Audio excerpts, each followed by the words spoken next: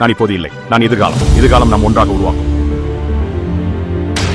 ஒரு புயல் தூர்ந்த கிராமத்தின் மேல் அசையும். ஒரு மீனவர் கரைவரின் அருகில் அடிந்து மார்பை பிடித்து விழுந்தார். அவரது மனைவி உதவி கேட்டு குரலி மாற்றுகிறார். பியாட்டிக் ஆர்டினமஸ் உடைந்து விட்டது. பரிமாற்றம் இல்லை, நேரம் இல்லை. தூரவிலக்கான அவசர நடவடிக்கையை துவக்குகிறது. இது நாம் எப்போதும் கனவு காண்பதற்கும் மேல் உள்ளது.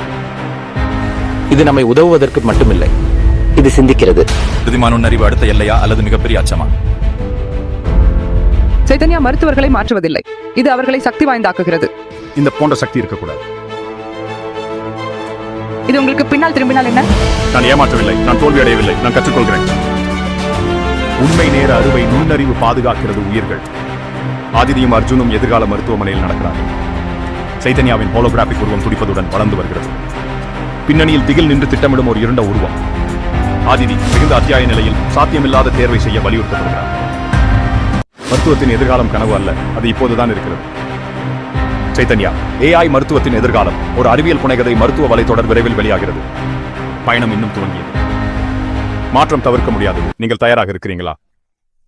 முழு தொடரை பார்க்க RKS Chronicles ஐ சந்தா வாருங்கள்.